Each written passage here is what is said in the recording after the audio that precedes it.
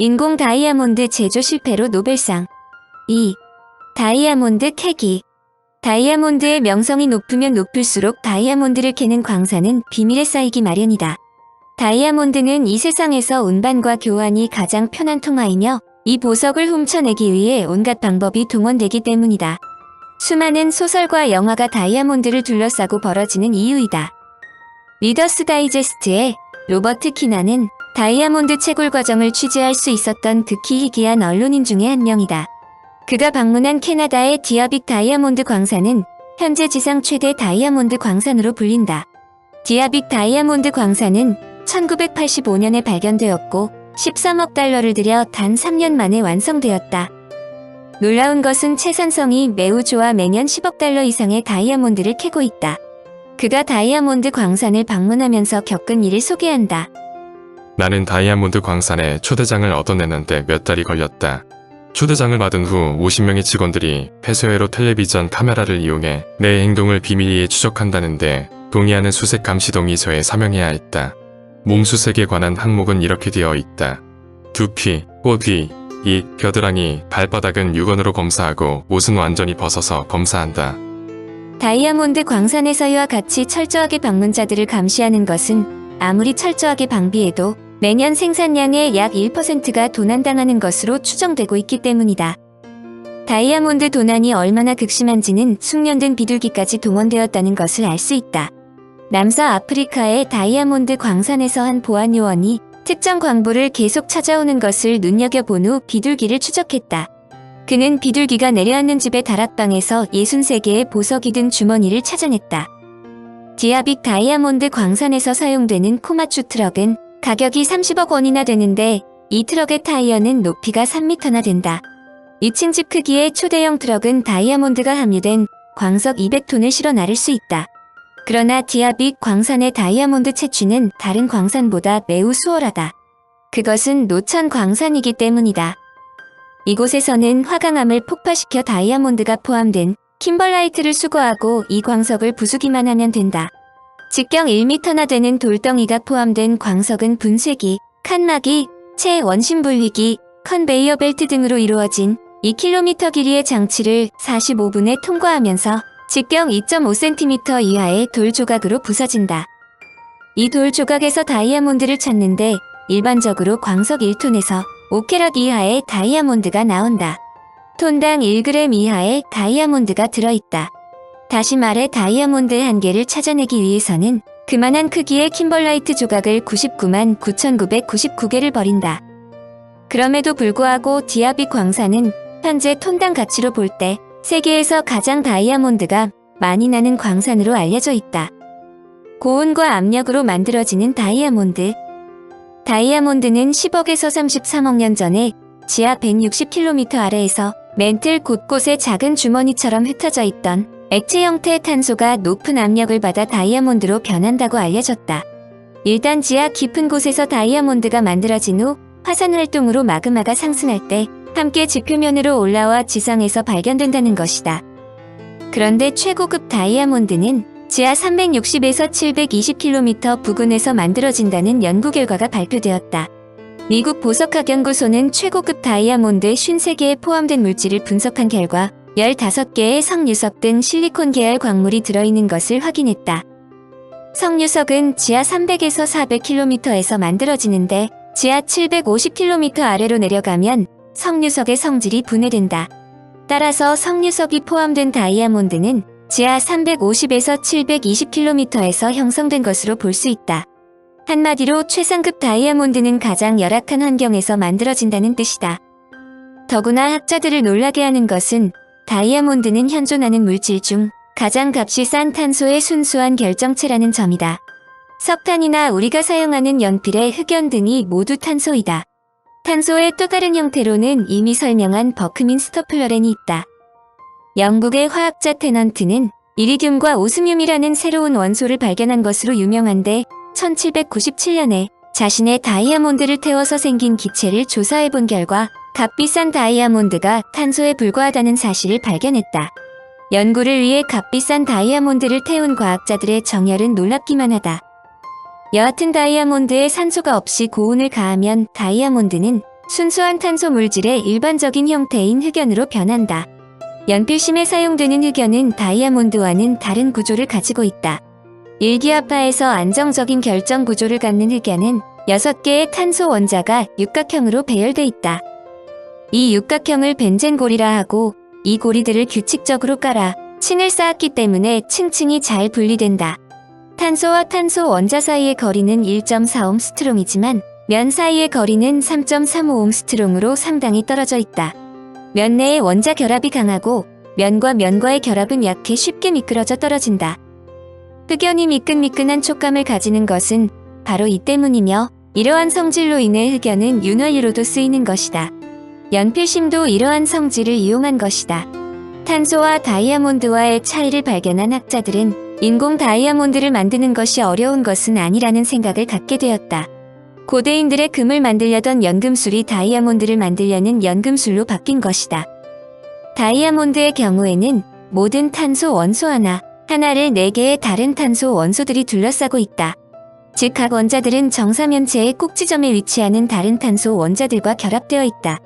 그 결과 아주 단단하게 결합된 탄소 원자들의 네트워크 구조를 가진 다이아몬드는 매우 높은 용용점과 믿을 수 없을 정도로 단단한 굳기를 가진다. 다이아몬드를 인공적으로 합성할 수 있다는 이론을 제기한 사람은 프랑스 화학자 모르뷰다. 그는 다이아몬드가 흑연보다 55%나 밀도가 높다는 것에 착안했다. 그는 탄소를 높은 온도로 가열해서 탄소 원자들이 자유롭게 움직일 수 있도록 해준 후 가열된 탄소에 엄청난 압력을 가하면 탄소 원자들이 치밀한 구조 속으로 밀려들어가 다이아몬드가 될 수 있다고 생각했다.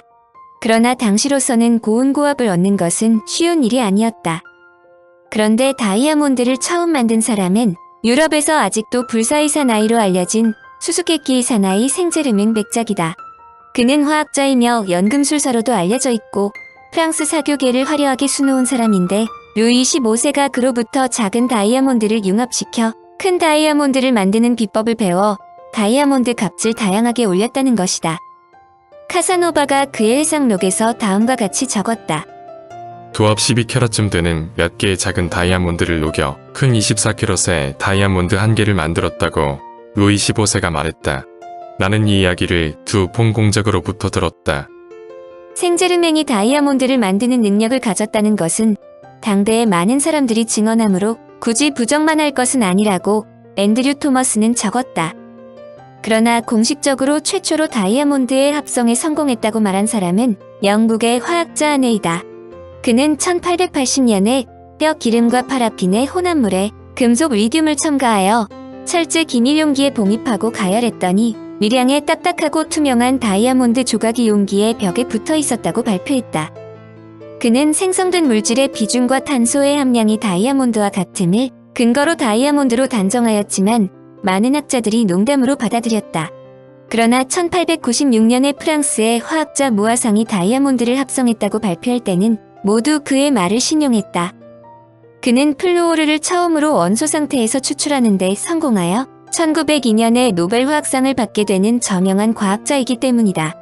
무아상의 다이아몬드 합성은 플루오르를 연구하는 과정에서 얻은 연구 결과를 일부 전진시킨 것이다. 탄소의 플루오르 화합물을 처음으로 합성한 그는 이 화합물에서 플루오를 제거하면 탄소가 다이아몬드의 형태로서 남게 된다고 생각했다.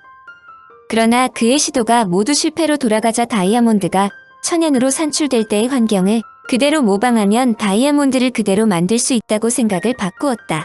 그는 다이아몬드 광맥에서 채취한 모래자갈에서 다이아몬드의 밀입자 이외에 고온의 조건에서 생기는 그래파이트가 섞여 있는 것을 발견하고 고온이 필수적임을 인지했다. 또한 다이아몬드를 연소시킨 후에 남는 회분 속에 철이 있다는 것을 발견한 그는 자신이 개발한 강력한 전기로에 철과 탄소를 섞어 녹인 후 이것을 갑자기 찬물에 넣어 수축시켜 강한 압력을 발생시켰다. 다음에 철을 산에 녹였더니 다이아몬드 결정이 만들어졌다는 것이다. 사람들은 그의 발표를 의심하지 않았다. 그가 개발한 초고온 전기로와 플루오르 발견은 무아상으로 하여금 1902년도 노벨 화학상을 받게 하였다. 그가 수상한 제목은 플루오르의 연구와 분리 및 무아상 전기로의 고안이다. 그러나 미국의 물리학자 로시니는 16,000기압 이상이 되어야만 다이아몬드와 그래파이트가 만들어지는데 무화상의 전기로에서 얻어지는 압력은 3000기압 정도이므로 다이아몬드가 생성되지 않았을 것이라고 단언했다. 곧바로 무화상이 다이아몬드를 합성했다는 발표의 진위 여부에 관한 논쟁이 붙었다. 무화상이 정말로 다이아몬드를 합성했느냐를 확인하기 위해 그가 합성했다는 다이아몬드를 찾았지만 불행하게도 무화상의 다이아몬드는 존재하지 않았다. 반면에 1943년에 브래그 부자에 의해 개발된 X선 결정 해석 방법을 사용하여 론즈델이 인공 다이아몬드를 합성했다는 한 해의 시료를 검사한 결과 그 대부분이 다이아몬드인 것이 확인됐다. 지금도 한 해가 어떻게 해서 인공 다이아몬드를 만들었는지를 추적하는 학자들이 있다. 무화상의 다이아몬드 합성은 결국 해프닝으로 끝났다. 무화상이 다이아몬드 합성에 너무나 열중하는 것을 안타깝게 생각한 한 조수가 전기로에 천연 다이아몬드를 몰래 넣었다는 것이다. 하버드대학 물리학 교수 브리즈먼도 다이아몬드 합성에 도전했다. 그는 고압 연구로만 50여 년을 투자한 결과 고압을 몇 단계로 높이는 획기적인 업적을 이루었다. 그는 1910년에 이미 2만 기압 이상에 도달할 수 있는 초고압 압축기를 개발하여 실온에서도 얼음 상태의 물을 만드는 데 성공하였다. 1930년대에는 40만 기압도 기록했다. 이 압력이 얼마나 높은가는 지구 내부의 11.3km 지점에서의 압력이 1000기압이고 640km에서 20만 기압이라는 것을 비교해보면 알 수 있다.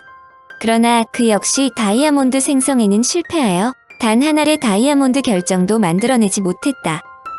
그의 야심작인 초고온 압축기를 3000도의 고온 상태로 가동시킨 후 다이아몬드 합성을 시도했지만 다이아몬드는 만들어지지 않았다.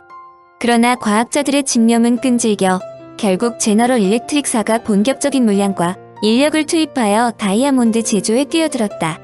이에는 2명의 과학자가 도전했다.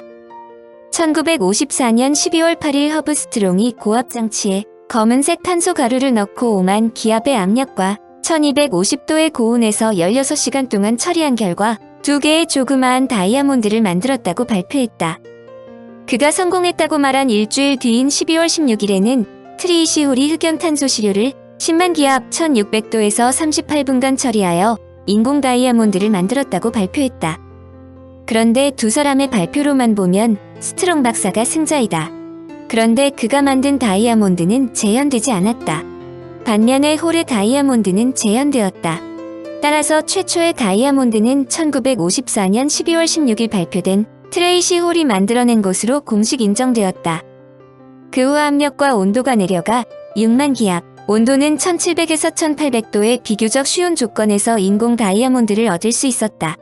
일본도 다이아몬드 경쟁에 뛰어들어 니켈과 게르마늄을 촉매로 삼아 3만 기압, 800도라는 훨씬 간단한 조건에서 인공 다이아몬드를 만드는 데 성공을 했다. 여기에서 노벨상 수상자로서 가장 행복한 사람 중 한 명이 등장한다. 바로 브리즈먼으로 그는 인공 다이아몬드를 얻는 데는 실패하였지만 초고압 압축기 발명과 이를 사용한 고압 물리학 연구로 1946년에 노벨 물리학상을 받았다. 그가 비록 인공 다이아몬드는 얻지 못했지만 인공 다이아몬드를 합성하는 기반을 닦은 것은 틀림없는 사실이다. 어느 천재가 아이디어를 창안하더라도 그 아이디어를 실용화하거나 개발하기 위한 노력은 마치 등산가들의 에베레스트산 등반과 마찬가지이다. 최종적으로 정상 정복에 나서는 사람은 2에서 3명이 보편적이지만 그들이 정상 정복을 하기 위해 베이스 캠프에서 철저한 지원을 한다.